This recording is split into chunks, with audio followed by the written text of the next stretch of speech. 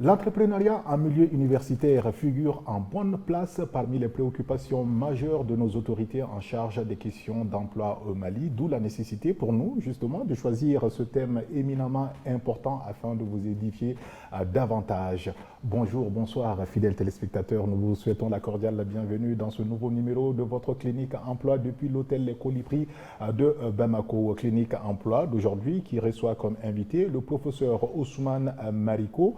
Il est enseignant-chercheur à la faculté des sciences économiques et de gestion. Vous aurez vos deux rubriques conventionnelles dans cette émission, bien évidemment. Il s'agit de la tendance du marché de l'emploi et puis en fin d'émission du bon coin des opportunités d'emploi au Mali, rubrique animée par Chekmar Soumano, expert des questions d'emploi. Alors tout de suite, nous allons souhaiter la bienvenue à notre invité du jour qui est le professeur Ousmane Mariko. Bonjour, bonsoir, professeur. Bonjour Brados, merci aux téléspectateurs, merci de m'avoir invité sur ce plateau de Clinique Emploi. Merci d'avoir répondu à notre invitation. Alors sans plus tarder, nous allons partir tout de suite pour la première rubrique de cette émission. Il s'agit de la tendance du marché de l'emploi et c'est animé par Chekmar Soumano et c'est juste derrière ce jingle.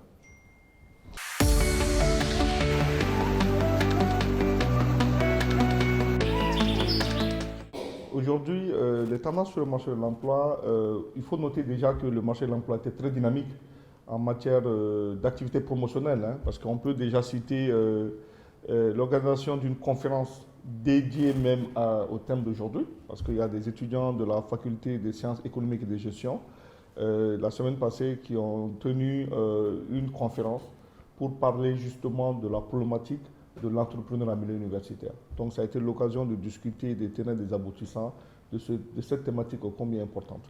Et ensuite, il y a également eu le salon dédié aux semences, organisé par l'association sémencière du Mali, qui a été d'ailleurs présidé par le Premier ministre. Et donc, ça a permis de mettre en avant les difficultés de l'entrepreneuriat agricole et surtout les opportunités qu'offre ce secteur-là. Et aussi, nous avons la tendance de l'emploi, la tendance du marché se caractérise également par la venue annoncée entre 1000 et 4000 demandeurs d'emploi, suite à la demande de retrait formulée par nos autorités de l'aménagement. Et donc, ça veut dire que le marché de l'emploi va accueillir ces demandeurs d'emploi. Maintenant, ce que nous pouvons noter de façon globale, c'est qu'il y a eu un vrai engouement pour l'entrepreneuriat. Les autorités maliennes également ont procédé à la remise si je peux dire, d'un livre ouvert au Premier ministre. C'est un livre ouvert qui a été élaboré suite à un forum tenu au mois de février à Ségou sur l'entrepreneuriat rural. Ce forum a été tenu par le ministère de l'Entrepreneuriat national, de l'emploi et de la formation professionnelle. Donc les conclusions de ce forum-là ont été remises au Premier ministre par le ministre de l'Entrepreneuriat national, de l'emploi et de la formation professionnelle.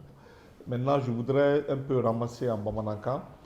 Anga ni kalo sabalaba mun kɛra an ka marché de l'emploi n'an b'o wele ko cakɛda fɛn minnu kɛ an bɛ se ka mun fɔ o y'a ye conférence dɔ kɛra fɔlɔ faculté an ka sanfɛ école ba mun ɲɛsinnen bɛ wariko kalan ma donc n'a bɛ fɔ o ma ko FASEC FSEC olu ye lajɛrɛ dɔ kɛ n'o kun thème mun ɲɛsin bɛ sanfɛ ekɔlidenw ka cakɛ baara k'i yɛrɛ ye o hukumu kɔnɔna la donc an y'o conférence kɛra o kɛra semaine 2 ɲɔgɔn na si kɔnɔna la ensuite an ye association des sémenciers du Mali minnu ɲɛsinnen bɛ siko ma ka se an ka sɛnɛko ma olu fana y'u ka lajɛrɛ dɔ kɛ n'o bɛ fɔ o ma ko forum dɔ o kɛra CICB la ko ka bɔ a la fɛnɛ an y'a mɛn fɛnɛ k'a fɔ ko Mali an ka autorités ye laɲini mun kɛ pour que épanouissement ka se ka taa fɛn min b'o la mɔgɔ 1000 ka se mɔgɔ 4000 ɲɔgɔnna si la a fɔra k'olu bɛna baara ɲini na an ka marché de l'emploi kan donc o fɛnɛ kan ka fɔ ani fɛnɛ ka conclusion forum dɔ kɛra Ségou Salo ministère de l'entrepreneuriat national fɛ olu y'o conclusion u y'o di an ka gouvernement ɲɛmɔgɔ ma n'o kɛra Choguel Kokal Maïga ye. Voilà Bradox ce que nous pouvons dire concernant les tendances sur le marché de l'emploi. Merci beaucoup, Chekmar Soumano, pour toutes ces informations. Retour donc sur ce plateau pour nous entretenir avec notre invité du jour. Il s'agit du professeur Ousmane Mariko. D'ores et déjà, comment se définit l'entrepreneuriat en milieu universitaire et depuis quand date son avènement en République du Mali, professeur? Bien, merci. Vous savez, nous avons pensé à l'entrepreneuriat en milieu universitaire il y a, on va dire, 5 à 6 ans. C'est-à-dire on a 3 promotions déjà qui sont sorties et qui ont suivi la formation en entrepreneuriat et en gestion des projets. Voilà, donc c'est un concept qui dit tout simplement qu'il faut inculquer l'entrepreneuriat aux étudiants qui avant pensaient qu'ils sont formés que pour servir soit dans la fonction publique ou dans le secteur privé en tant qu'emploi salarié. Mais il faut quand même leur inculquer cet esprit-là, cette formation-là, comme pour dire que voilà, l'entrepreneuriat est également une voie pour leur insertion professionnelle. Voilà. Merci, professeur. Alors, en langue nationale, Bamanaka, Ambe, il faut qu'il y ait claque ibisimila angani jemukai keneka nanka mako clinique emploi et professeur ambe feka adonsa anye dakumunta bi obetalike munka obetalike kenyere sanfɛ kalanso kunda ni kuma jaranda an b'a fɔ ten cogo la ayiwa e bɛ se ka ɲɛfɔli jumɛn de kan an ye o ko kan walasa an ka limanaw bɛ se ka faamuyali sɔrɔ a la. Paradox i ka ɲininkali la n bɛ an ka filɛlikɛlaw fo n bɛ yɛrɛ fo i b'a dɔn anw yɛrɛ ye kalan kɛ Mali sanfɛ kalanso la nka an ka kalan tuma la k'a fɔ n bɛ bɔ n ka diplôme sɔrɔ n bɛ kɛnyɛrɛye kɛ o tun tɛ kalan.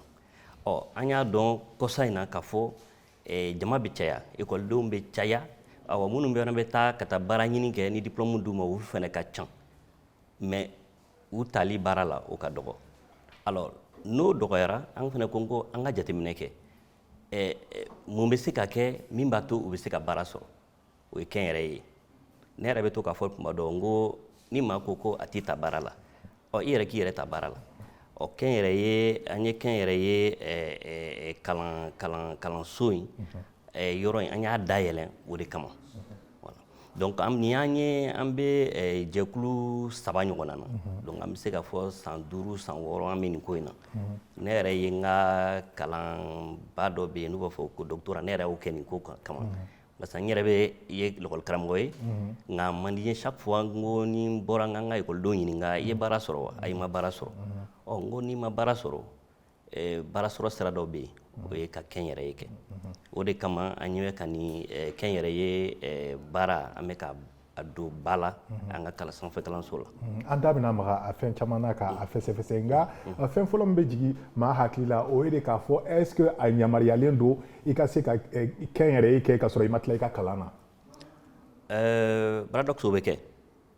O yɛrɛ n bɛ se k'a fɔ o t'an fɛ yan parce que an bɛ fɛ ka a bila sen na fɛn dɔ bɛ yen nɔ u b'a fɔ a statut don u b'a fɔ étudiant entrepreneur o kɔrɔ ye i bɛ kalansoba la en même temps i bɛ ka kɛnyɛrɛye kɛ o bɛ na ni mun ye o ye a yamaruyalen don fɛn min don a yamaruyalen don basa sabu ka d'a kan n'i ko k'i bɛ taa ayiwa misali la k'i bɛ taa baara kɛ maaw ye i ka baara k'i yɛrɛ ye sa kɛ a bɛ fɔ wala sɛbɛn b'i bolo wa n'an ka ma nazarakan na diplôme b'i bolo wa e bɛ ka baara k'i yɛrɛ ye ka sɔrɔ diplôme t'i bolo ɲininkali b'o o de kan. O kuma ye tiɲɛ ye parce que an bɛ se ka fɛn min fɔ maa bɛ se ka kɛnyɛrɛye kɛ ka sɔrɔ diplôme t'i bolo maa caman bɛ kɛnyɛrɛye kɛla bi diplôme t'u bolo wa u yɛrɛ b'a kɛ ka ɲa o de kama yɛrɛ a bɛ fɔ maa min ma diplôme sɔrɔ o bɛ kɛnyɛrɛye la a bɛ ka ɲa a bolo e min ye diplôme sɔrɔ f'e y'a kalan kɛ n'an y'a jateminɛ a kan ka ɲa e fana bolo donc o tɛ diplôme ko tɛ o tɛ baasi ye an b'a ye o sisan hali an ka ekɔlisoba an bɛ denmisɛnnin dɔw ye u bɛ na ni e bɛ taa sɔrɔ tasa b'u bolo u bɛ babi baaraw b'u bolo fɛn dɔ b'u kɔnɔ u bɛ feere la o ye kɛnyɛrɛye de o mais u bɛ ekɔliso fana na a dɔw fana bɛ yen fana n'u bɔra kalan na u bɛ taa n b'a fɔ cogo di kundigi yɔrɔ b'u bolo u bɛ kalan kɛ o bɛ y'o de nka an bɛ fɛ ka sigi sen na et qu'à institutionnaliser. Voilà. On me fait coup de quai. Mais il y a photo mi avec tani saria au fene. Je crois que nanye un sikira ka akli jagabo kala. Amino saria d'ici. Professeur, quel intérêt donc de promouvoir l'entrepreneuriat en milieu universitaire quand on sait que les étudiants, de façon générale, attendent après leur soutenance pour se lancer sur le marché de l'emploi? Vous savez, c'est très simple. Je donne un exemple. Nous, à la faculté des sciences économiques et de gestion, nous avons 50 000 étudiants. 50 000 étudiants, il y a des milliers qu'on met sur le marché de l'emploi.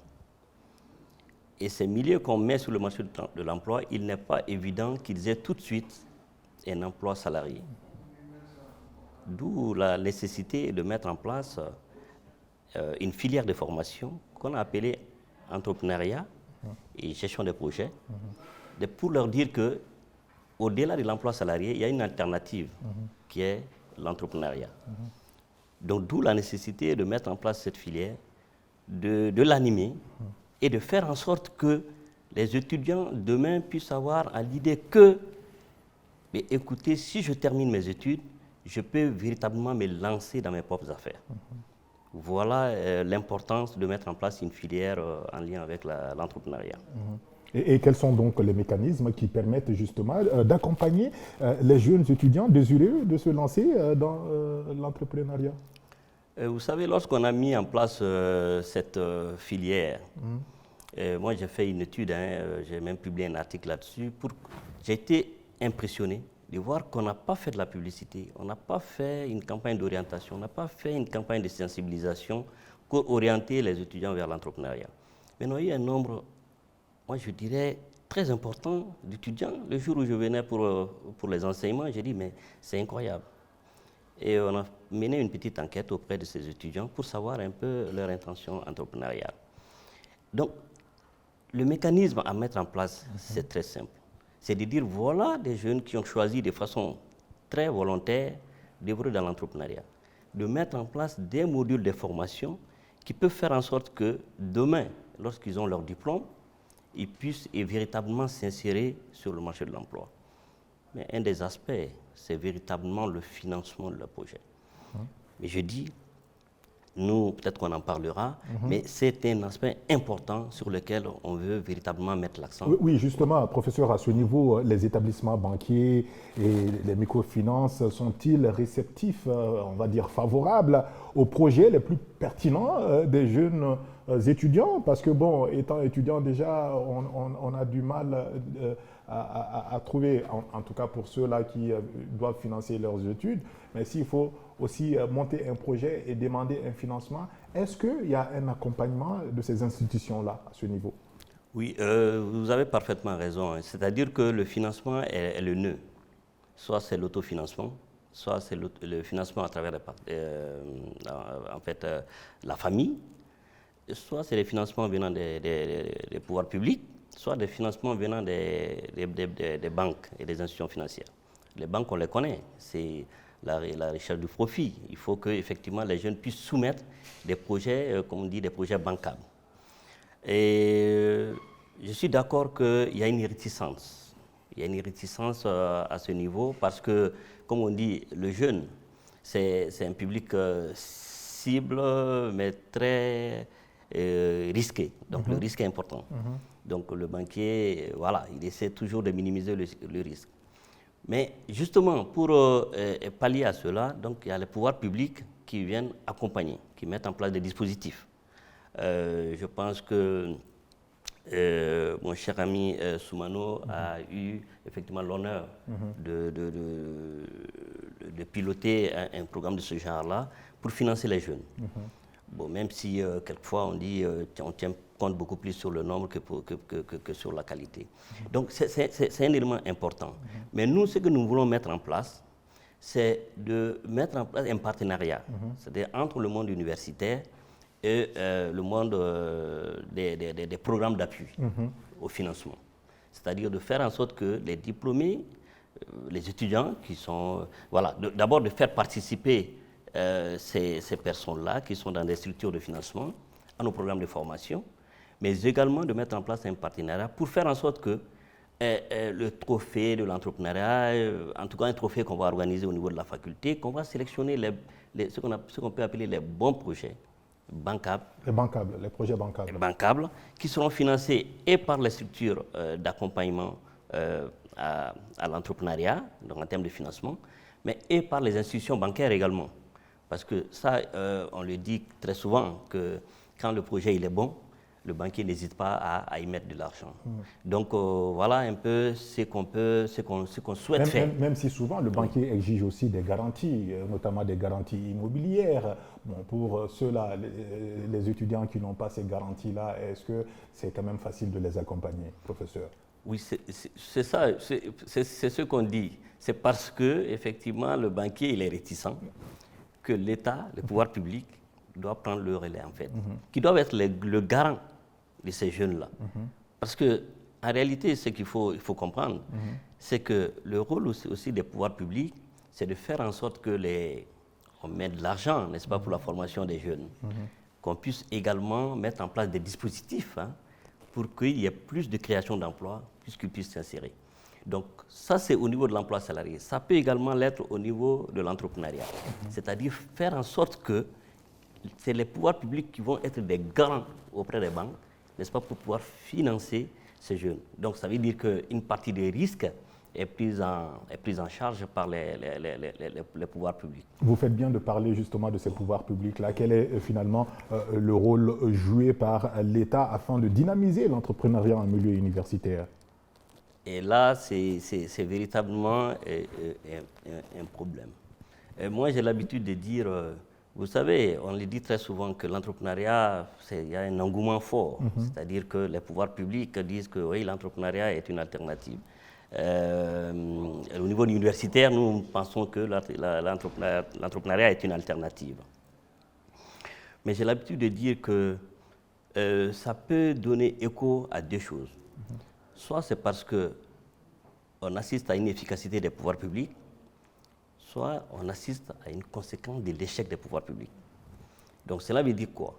Que véritablement, puisque c'est l'État qui doit mettre en place des dispositifs, n'est-ce pas, pour que les entreprises puissent créer beaucoup plus d'emplois, si ces dispositifs n'existent pas, ça peut être en termes d'accompagnement fiscal, ainsi de suite, mais bien entendu, l'emploi salarié va se raréfier.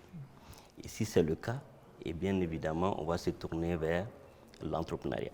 Donc ça peut être dû effectivement à l'échec des politiques publiques. Donc dans ce cas, pour que ça soit dynamique, bien évidemment, il faut une véritable implication des pouvoirs publics. Ce que moi je dis depuis des années, c'est-à-dire on est en train de parler, on est en train de financer des programmes de pouvoirs publics, en train de financer des entreprises, mais qui sont créées aujourd'hui, qui disparaissent demain. Et je ne vous parlerai pas du taux de recouvrement, qui sont véritablement très faibles. Donc cela veut dire que quelquefois, il y a des insuffisances à ce niveau par rapport à l'implication, à l'intervention des pouvoirs publics. Que faut-il faire justement pour pallier à ces insuffisances, professeur, vous qui avez la main à la pâte? Je vous donne un exemple très simple. Moi, au niveau de la faculté, on veut mettre en place ce qu'on appelle un observatoire de formation et de l'insertion professionnelle. C'est cet observatoire-là qui va servir de tremplin entre les universités et les structures d'appui. Mais cela passe par quoi? Par une volonté politique. De dire que nous encourageons les programmes d'appui au financement à se mettre en relation avec les universités pour que des projets qui sortent des universités puissent être véritablement financés par ces programmes d'appui. À un moment, on avait essayé. J'étais chargé de former les jeunes de la jeune chambre universitaire. On a mis en place des projets. Il y avait un ministre à l'époque qui s'est porté véritablement financeur de ces projets-là. Mais finalement, après, ça n'a pas débouché sur quelque chose. Donc c'est pour dire qu'en réalité, il faut une véritable implication, intervention, de faire en sorte que les pouvoirs publics puissent dire, voilà, vous êtes nos programmes, nous mettons de l'argent à votre disposition, mettez-vous en relation avec les universitaires pour que au moins des projets puissent sortir, des bons projets puissent sortir des universités. Et là, les universités en sont capables, hein, c'est-à-dire, voilà. Et là, maintenant, ces projets seront financés. Je pense que ça peut être un effet, ça peut créer un effet d'entraînement. C'est-à-dire les jeunes qui arrivent et qui ont en tête que je viens me former pour servir en tant que, pour servir dans la fonction publique ou le secteur privé en tant que salarié, vont comprendre qu'il existe un dispositif de financement de mon projet. Donc ça peut faire en fait créer comment on appelle, un effet d'entraînement auprès de ces jeunes-là. Un effet boomerang. Un effet boomerang. Donc moi je pense que c'est cette implication-là. Et d'ailleurs pour terminer, moi je dis s'il y a des années on continue à financer des projets des jeunes, à aller vers l'entrepreneuriat, et que véritablement le véritable impact en termes de développement économique n'est pas là. Parce qu'il faut créer et financer un projet. Il crée l'emploi pour lui. Mais ça donne l'espoir de quoi? De développement, de croissance de son entreprise et de pouvoir lui également embaucher et créer d'autres emplois. D'autres emplois, absolument. C'est ça, c'est à travers ça qu'on arrive au développement économique. Tout à fait. Donc si on n'arrive pas à le faire, c'est que quelquefois il y a des insuffisances en termes d'intervention des pouvoirs publics. An ka to dunkan na professeur an y'a jateminɛ k'a fɔ ko an ka sifinnaka minnu bɛ fɛ ka kɛnyɛrɛye baara boloda a gɛlɛya bɛ tali kɛ mun na musakakow ka gɛlɛn kosɛbɛ ayiwa an bɛ ka kuma o de kan nanzarakan na ne ko a musakaw bɛ bɔ yɔrɔ jumɛn de an ka jamana ɲɛmaaw de bɛ an ka sifinnakaw dɛmɛ walasa u bɛ se ka kɛnyɛrɛye bolo barada walima ayiwa an b'a fɔ minnu ma nanzarakan na bankiw ni microfinance olu de bɛ dɛmɛ don u yɔrɔ. N'i bɛ fɛ ka kɛ n yɛrɛ ye kɛ dɛmɛ yɔrɔ ka ca dɛmɛ bɛ se ka kɛ i yɛrɛ ye n'a t'i yɛrɛ bolo dun n'a t'i yɛrɛ bolo i ka du i fa i ba i kɔrɔ olu dɔw u bɛ se k'i dɛmɛ n'olu tɛ yen bankiw bɛ yen ni bankiw tɛ yen jamana ɲɛmɔgɔw yɛrɛ kɛlen bɛ ka boloda dɔw sigi minnu bɛ maaw dɛmɛ donc caman bɛ yen bon olu fɛn dɔw bɛ yen u b'a fɔ ma financement participatif olu bɛɛ bɛ yen an tɛna don olu bɛɛ la olu mais a ka ca mais i y'a fɔ cogo min a bɛ fɔ ni nafolo tɛ i yɛrɛ bolo barisa o fɛnɛ n t'a dɔn ni temps b'an bolo sinon an bɛ se ka don o fɛnɛ na parce que ne y'a fɔ tuma dɔw la n bɛ dɔ fɔ jamana ɲɛmɔgɔw kan nka n bɛ dɔ fɔ fɛnɛ denmisɛnninw fɛnɛ kan n'i ko denmisɛnninw ma ko a bɛ san 3 kɛ ekɔli la san o 3 burusu bɛ d'aw ma a ye nin wari bila kɛrɛfɛ n'aw tilara a wari bɛ kɛ fɛn dɔ ye an b'a ɲini jamana ɲɛmɔgɔw fɛ u ka fɛn dɔ fara a kan walasa a bɛ bɔ ni projet minnu ye a bɛ se k'o financer yɔrɔ o fɛnɛ o wari tɛ bɔli kɛ o an bɛɛ ye kalan kɛ an bɛɛ b'a dɔn minnu yɛrɛ bɛ bɔ togodaw la ka na faaba kɔnɔ ayiwa burusuni min bɛ d'u ma a bɛ bɛn u dahirimɛ u ka dunta dɔrɔn de ma ayiwa n'i ko ko ka dɔɔni fosi ka b'o la k'o bila kɛrɛfɛ o ma nɔgɔ dɛ professeur komi n y'a f'i ye cogo min an ye professeur ye an c'est un chercheur n'i ko an ka kuma an bɛ kuma an b'a bɛɛ fɔ bon e ka jate minɛ bani mɔgɔ dɔ bɛ yen ne dɔnbaga dɔ bɛ yen a bɛ sugu la a ko ni burusu dira dɔrɔn a b'a dɔn sugu la a bɛ fini feere i y'a faamu ni burusu dira dɔrɔn a b'a dɔn sugu la o kɔrɔ ko wari dɔ bɛ taa kalo o kalo tuma dɔw bɛ taa o ye kelen filanan forfait kalan tɛ dɛ ka taa fɛn wɛrɛw la wari dɔw bɛ taa olu la n tɛna don o kow bɛɛ la k'i ka mais an bɛ tɛmɛ o kan hakilima bɛɛ bɛ faamuyali kɛ voilà faamuyali ko tɔw la an tɛ don o ko tɔw la nka ne fɛ i bɛ min don téléphone na i bɛ weleli kɛ gansan o bila kɛrɛfɛ bani kalo o kalo burusu la a tɛ bɛrɛ bɔ nka n'a fara farala ɲɔgɔn kan e ka san 3 kalan kɛ san bɛ ban a bɛ dɔ bɔ 200 an k'a kɛ 200 ye dɔrɔn kalo la yɔrɔ a bɛ fɛn dɔ bɔ bon an kana don o de la o fana bɛ se ka kɛ ɲɛmaaw ka dɛmɛ an bɛ fɛ k'an sɔnni da o yɛrɛ de kan ɲɛmaaw ka dɛmɛ ɲɛmaaw bɛ mun de kɛ walasa ka sifinnakaw dɛmɛ nin taasira fɛ voilà donc n'o bɔra yen ka du k'olu bɔ yen nɔ an ka banki ta an k'olu bɔ yen parce que olu bɛɛ fɛnɛ banki fɛnɛ bɛ sɔrɔ de ɲini dɛ ale fɛnɛ mana fɔ n bɛ wari don i la a b'a ɲini a wari ka se ka fɛn dɔ nafa a ye maintenant min ye jamana ɲɛmɔgɔw ta ye parce que olu de jɔyɔrɔ ka bon kosɛbɛ ni banki mɔgɔw ko ani sifin dɛmɛni a kasara ka bon jamana ɲɛmɔgɔw de b'a fɔ ayiwa anw bɛ yan anw bɛ se k'u dɛmɛ cogo min an b'u dɛmɛ nka olu ka wari bɛ yen nka n'i y'a jateminɛ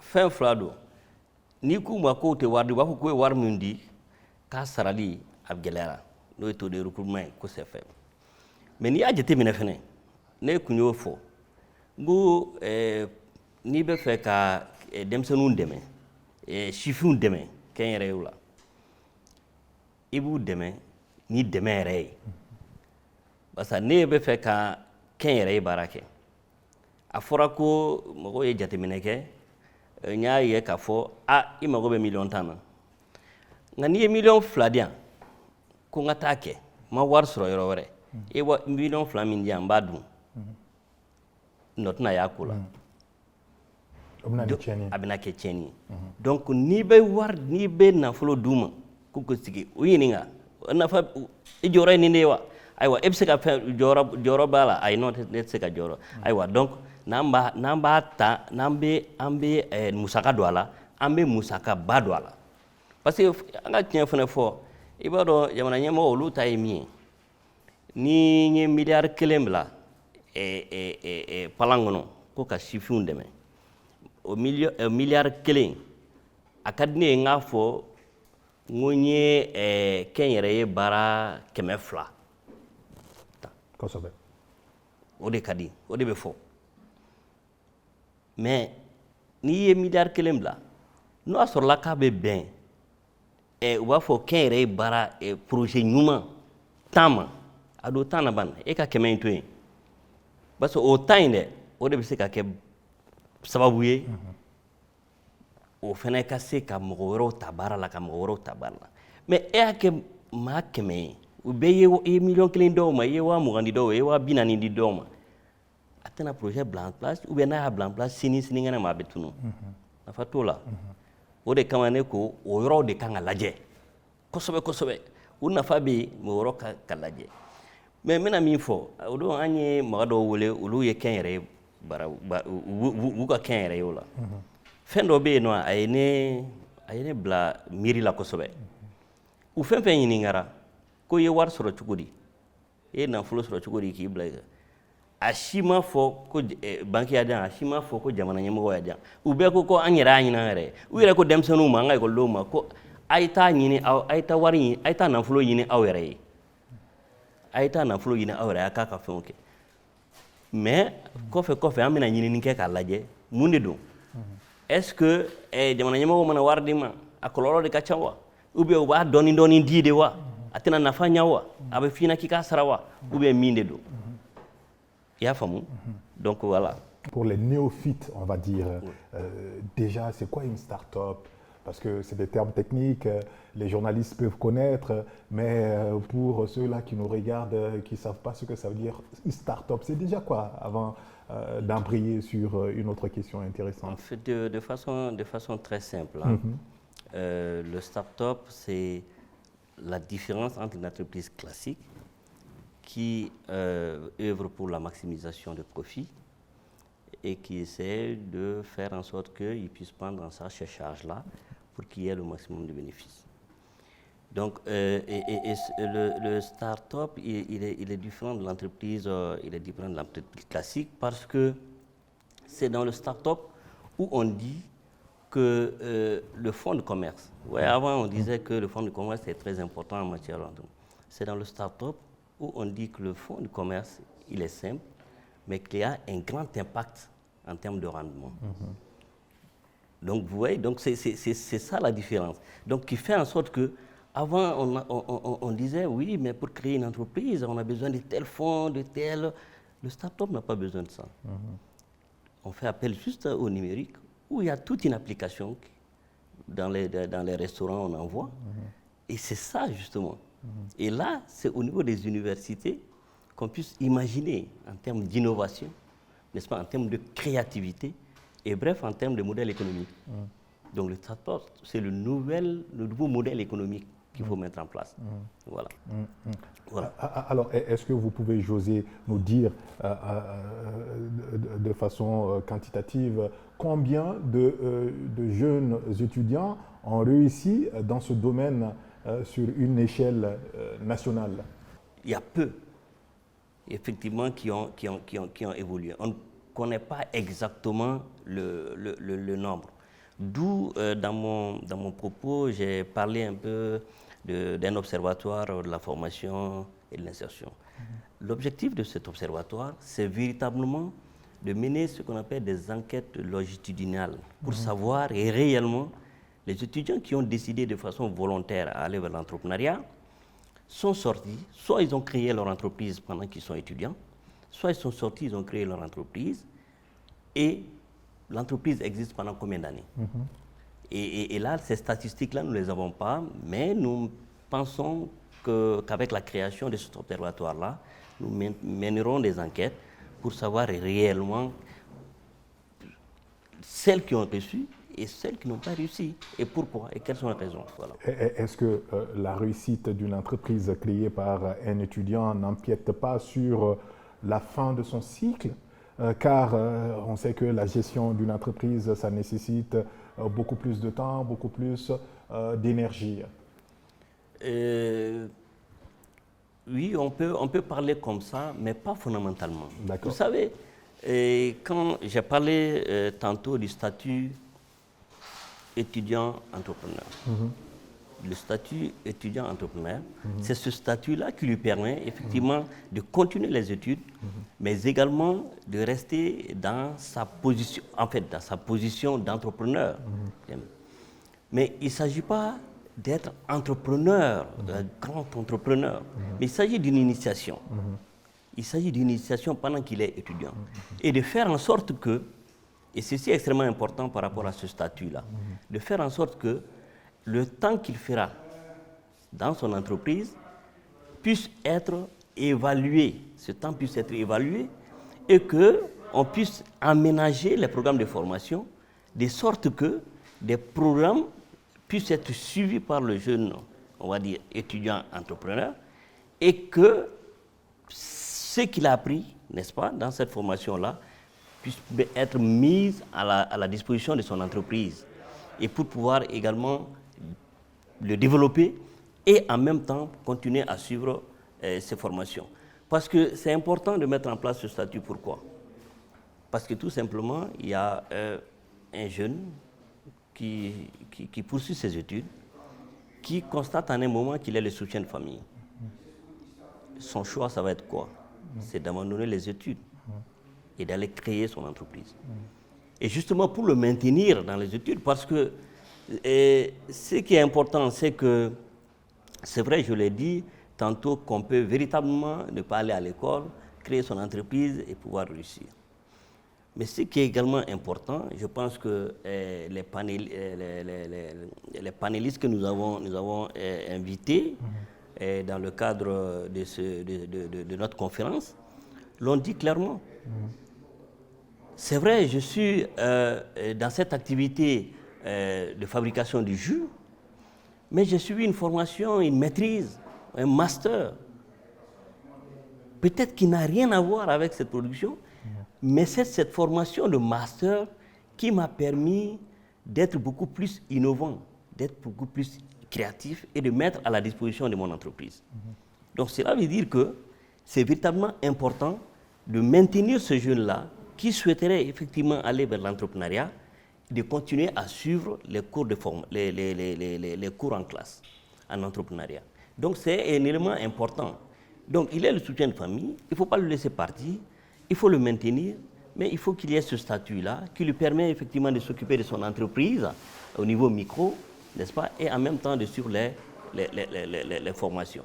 Donc fondamentalement, si ce statut existe, en réalité, ça n'empiète pas sur vraiment les études de l'étudiant. D'accord, professeur. Avant de retrouver le coach Soumano pour sa rubrique, juste un petit ramassé en langue nationale Bamanakani, Djatemeneke, Anyaye Kafo, entreprise Tchakeda Mounounda Elela, Mounoubeka Seka, Srasoro, où lui Tchakeda Glani, Anga Shifina Kaufe, Mounoube Sanfe Kalansola, Tchakeda Mounounye Shilembe, Subhana Machine Kouma, où lui de Kelembeka Srasoro, Ewa, Moundebe Seka Onyefo.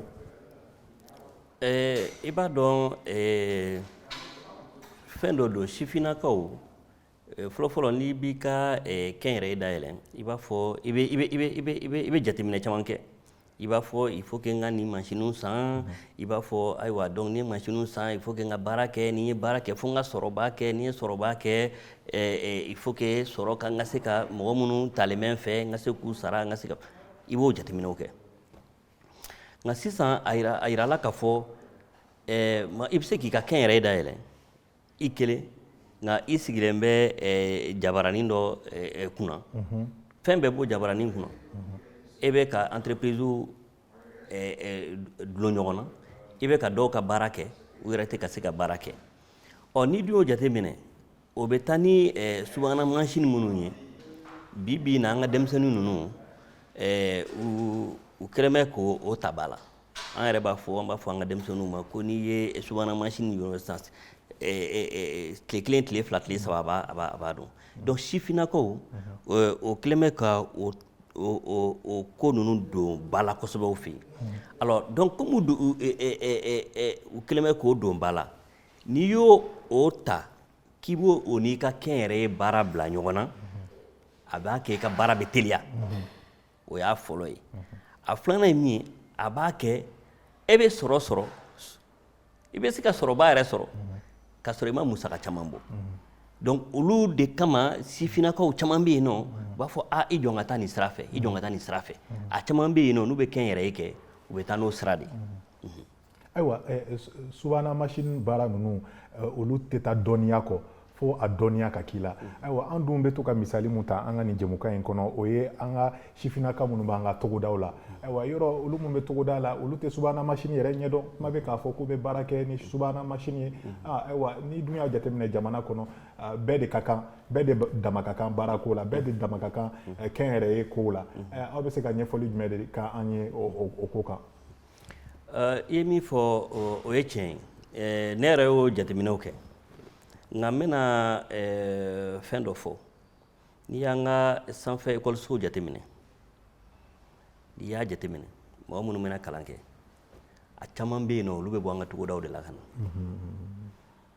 caman bɛ yen u bɛna bɔ an ka togodaw de la ka na donc n'i y'a f'u ɲɛna k'a fɔ ko ayiwa ko i nana kalan kɛ nka i ka togoda la fɛn dɔ bɛ yen i bɛ se k'a bila sen kan kɛnyɛrɛye ta sira fɛ i bɛ sɔrɔ sɔrɔ a la i bɛ baara sɔrɔ a la ne fɛ jamana kɔnɔ o de kan ka se ka bila n b'a fɔ o de kan ka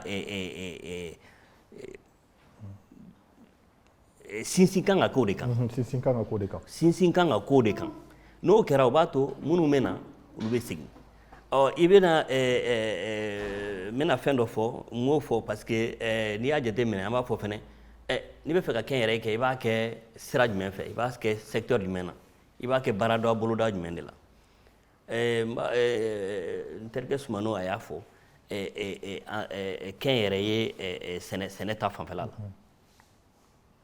maa caman bɛ bɔ togoda la u bɛ na u bɛ kalan kɛ wa i b'a sɔrɔ togoda la ni sɛnɛ tɛ baganmara don wa mɔni don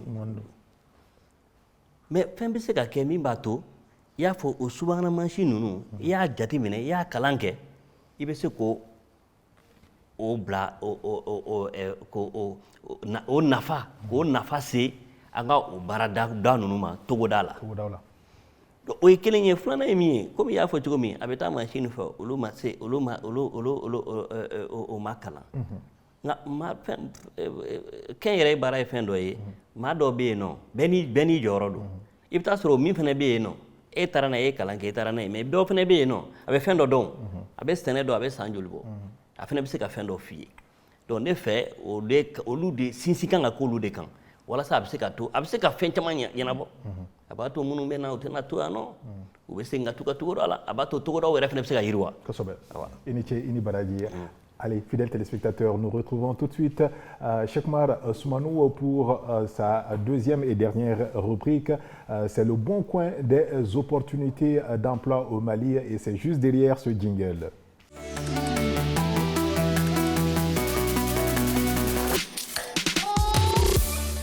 Et aujourd'hui, cette rubrique, le bon coin des opportunités d'emploi, comme traditionnellement, il y a 3 sous-rubriques. La première sous-rubrique, c'est celle qui consiste à prendre des questions posées par nos internautes.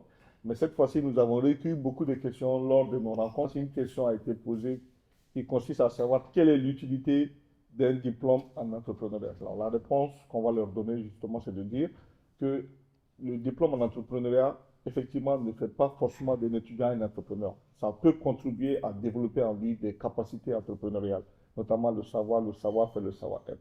Mais en revanche, ça peut lui permettre également de se préparer à être un bon salarié parce que, comme on le dit, l'enseignement de l'entrepreneuriat fait que l'étudiant peut connaître un peu de tout dans tout.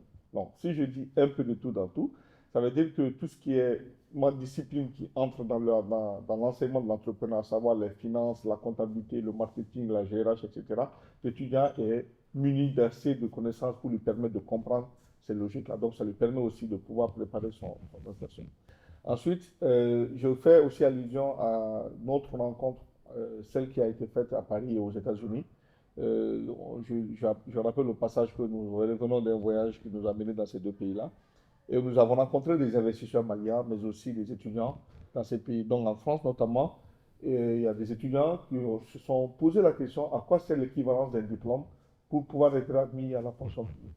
Et là, on profite aussi de ce micro pour leur dire que effectivement, l'équivalence est une obligation dans tous les pays du monde. Quand vous avez un diplôme étranger, qui n'est pas forcément dans le cadre de votre pays national, dans votre pays plutôt. Donc si vous avez un diplôme non national, et dès que vous revenez, que vous voulez prétendre à un emploi, surtout au niveau de la fonction publique, vous êtes obligé de faire l'équivalence de votre diplôme pour qu'on sache au niveau national quel est le grade qu'on va vous donner et qui vous permet justement de faire le concours dans la fonction publique. Donc effectivement, il y a beaucoup qui ont estimé qu'ils ont été recalés, qui ont leur dossier a été rejeté parce que malheureusement, ils n'ont pas pu produire l'équivalence. Aux États-Unis, notamment à Las Vegas, il y a des Maliens intéressés par le marché malien à faire des investissements, poser la question de savoir quels sont les impôts qui sont à la charge des opérateurs économiques maliens, au Mali plutôt. Alors donc on va très rapidement donner cette réponse également en disant que quand vous êtes opérateur économique, on va poser la question de savoir si vous êtes informel ou vous êtes dans le formel. Donc si vous êtes informel, vous payez un impôt qui s'appelle l'impôt synthétique, qui représente 3% de votre chiffre d'affaires, mais qui ne doit pas dépasser 50 millions par an. En revanche, si vous êtes un entrepreneur formel, il faut aussi faire la part des choses. Est-ce que vous évoluez dans l'industrie, dans le commerce, ou vous êtes dans l'agriculture? Donc, si vous êtes dans l'agriculture, vous payez un impôt qu'on appelle l'IBA, l'impôt sur le bénéfice agricole, qui représente 10% de votre revenu, de votre bénéfice plutôt. Maintenant, si vous êtes opérateur économique dans le domaine de l'industrie, commerce, etc., vous payez un certain nombre d'impôts. D'abord, le premier, c'est l'IBIC, l'impôt sur le bénéfice industriel et commercial, qui fait 30% du résultat. Vous payez également la patente professionnelle. Vous payez la TVA non déductible, c'est-à-dire vous avez acheté un équipement, mais l'équipement ne donne pas droit à déduction de la TVA, donc vous payez également cette TVA-là. Et vous allez payer la taxe logement, qui représente 1% de la masse salariale, et la contribution forfaitaire à l'achat des employeurs, qui est assise sur la masse salariale, dont le taux est de 3,5%. Donc voilà les différents impôts qui sont payés par des opérateurs au Mali. C'est vraiment les questions posées lors des conférences ou les voyages qu'on avait effectués. Je remercie déjà les internautes. Encore une fois, ils peuvent continuer à nous saisir sur notre page Facebook, à travers notre numéro WhatsApp 86 87 24 et l'email cliniqueemploi@gmail.com qui s'affiche au bas de cet écran. Maintenant, la deuxième sous-rubrique, c'est les offres d'emploi. Nous avons recueilli à peu près une dizaine d'offres. Il y a l'ONG CRS qui recrute un gestionnaire de programme. Il y a GIZ qui est un programme allemand qui cherche un expert senior administratif et financier. Il y a l'Action contre la faim qui recherche un chargé d'études.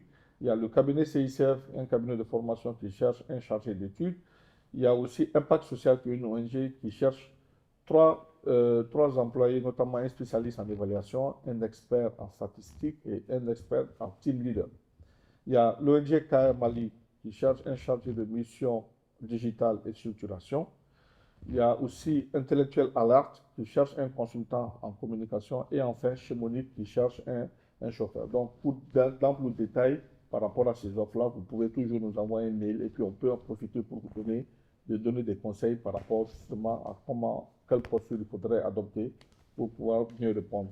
Et enfin, la dernière sous-rubrique, c'est celle des appels d'offres. C'est à l'attention des opérateurs économiques, des entrepreneurs qui nous suivent également. Nous profitons aussi pour leur faire un coucou.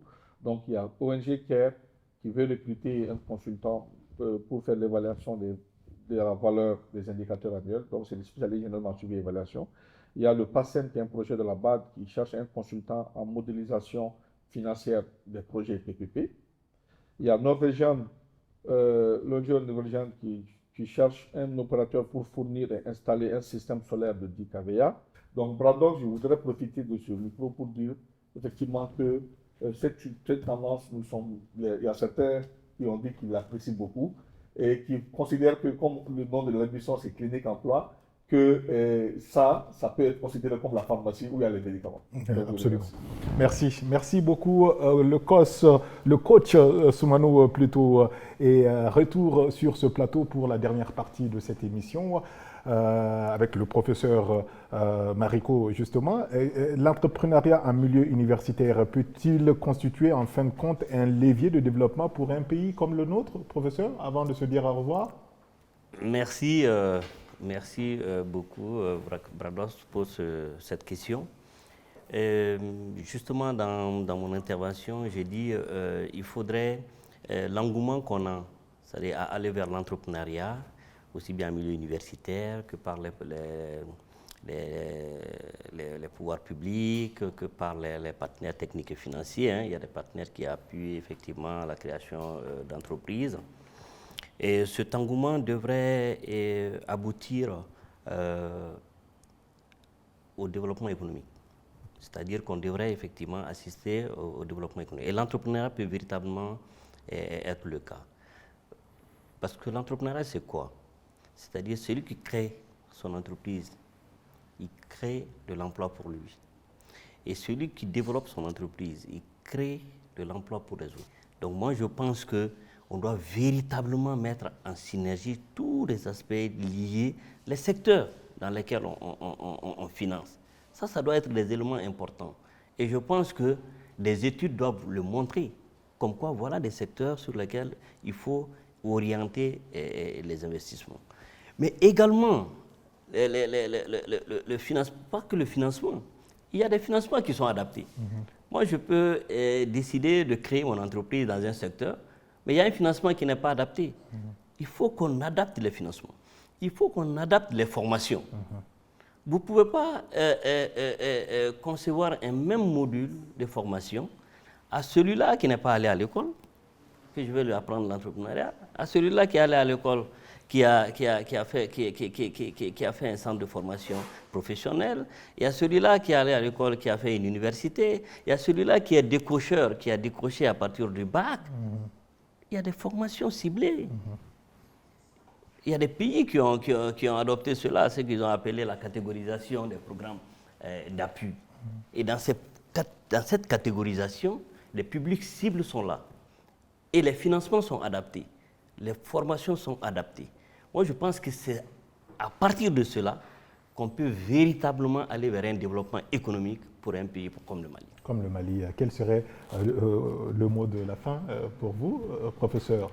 Alors, le mot de la fin, c'est d'abord vous remercier de m'avoir invité sur ce plateau, Clinique Emploi. Ce n'est pas toujours le cas, parce que les universitaires, quelquefois, on nous fuit, parce qu'on dit la vérité. Mais je vous remercie. Je remercie également mes étudiants qui ont eu l'idée, je l'ai dit, de mettre en place une association pour la promotion de l'entrepreneuriat en milieu universitaire. J'ai dit, vous avez fait un travail que le ministère de l'Enseignement supérieur devrait le faire, que nous, faculté des sciences économiques, on devrait le faire. Mais vous l'avez fait. Et ça, c'est à votre actif. Je les remercie également. Vous voyez, quand vous avez parlé de financement de projets propres. Vous avez dit la bourse, c'est peu. Mais ces jeunes ont décidé eux-mêmes de financer cette conférence. Tout ce qu'on a bu, tout ce qui est, c'est eux-mêmes.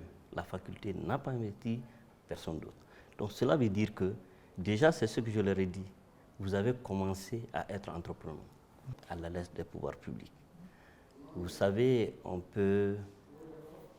C'est dans le domaine de l'emploi où on doit dire la vérité.